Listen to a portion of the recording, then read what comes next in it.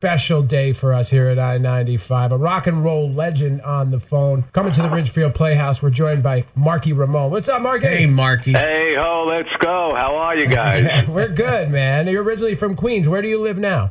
I'm from Brooklyn. The other four Ramones are from Queens, and I live in Dumbo. Where the hell's Dumbo? It's a stupid name. I don't know who made it up. Every time my friends ask me, where do you live? I go, Dumbo. Oh, it must be a dumb place.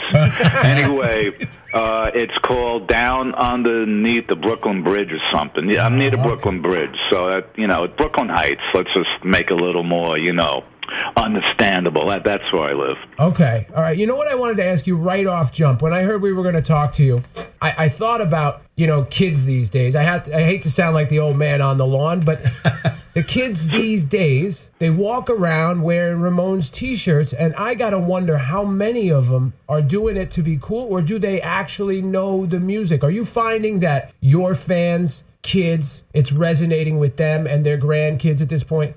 Well, the Ramones always appeal to youth, and there's a whole new generation out there. I just did a tour of all of South America, Lollapalooza out there with the Foo Fighters. And the kids, these kids, they're like from 15 to 22. I mean, you're not a kid anymore at 22, but it's just a great feeling to see that they like this band. It never stops. And, if the kid wears a T-shirt, he might want to say, hey, let me check out the music. If he listens to the music, maybe he'll say, hey, I'll get a T-shirt. So it works both ways, Yeah. Now, you guys, this is the other thing I thought of. You guys wrote some of the shortest, hookiest songs in all of rock and roll history. And today, the songs are about 3 minutes, 30 seconds long, but the level of production that goes into this, you can't even know what the actual artist sounds like. Do you think we're missing something in rock and roll these days, getting back to the basics that you guys were pioneers of? Well, the spontaneity of a band together is, to me, very, very pleasing to hear, because that's the way it should be done. But everybody has their own way of doing things. The Ramones weren't overproduced. The Phil Spector album was produced the Phil Spector way, and that's his style. But the problem is, when you play live, you have to play it like it is on the record, basically, instead of using all these overdubs, which a lot of bands have to resort to. So they bring the keyboards, that brings out those overdubs while the band is playing. So it's not really the whole band playing, it's the keyboardist that puts in all those effects that the band used on their recordings. Who is it? What is it, I'm sorry, that brought you all together? I'm sure you've answered this a million times, but what united you guys as young men and brought you together? Well, CBGBs. The fact that at the time in the 70s, rock was getting soft. So, I joined the band in 78. They were together since 75, so it was 3 years later.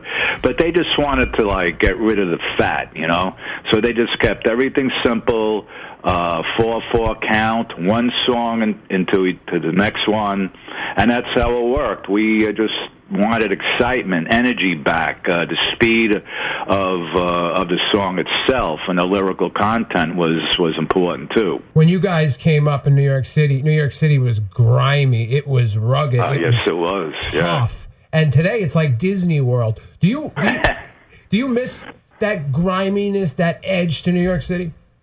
Well, things change, and it was the times, and yes, the city was definitely under a financial strain. There were a lot of strikes, there were a lot of homeless people, but luckily we had CBGBs. But today, gentrification is there, and you can't.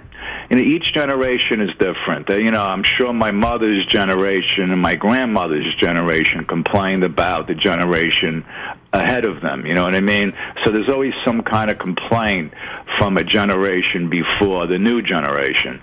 But I just feel that the old days in the 70s had its charm, and today there's some good things too. So everything's relative to time. Marky Ramone joining the show. He's coming into the Ridgefield Playhouse. Right, on April 14th. It's a week from tonight, 7:30. Yep. Now, what exactly are you going to be doing at the Ridgefield Playhouse? It's not a band setup, right? No, I'm just going to talk about my life. I have great photos, great videos. There's going to be a Q&A at the end, and a lot of the younger people want to know how it was, what it was like, and all this other stuff. And the stuff that I have is kind of personal stuff that I collected over the years. So the presentation's going to be pretty cool. And you can buy into the VIP meet and greet too if you want to actually meet Marky. Yeah, it sounds fascinating. What are some of maybe the weirder questions you get from fans? What is it like? Are we brothers? No, we were friends. Well, not a weird question. What was it like working with Phil Spector? What was it like in the CBGBs when it just started in '74? You know, like what you asked me. What was New York like at that time? You know, things like that. It's just basically everything relative to music. This is going to be a special night for rock fans, and I understand it's your first time doing a show like this in Connecticut, right? Yeah, but I've done about 20 of them years ago, and then I started touring again, so I couldn't do it anymore, and I had to concentrate on my radio shows. So it kind of took a back seat. But now that I just got back from South America, I found time to do it. So I'm doing 5 or 6 spoken word shows on the East Coast. Marky, you're a delight. Thank you for taking a few minutes to talk to our listeners. I'll see you later.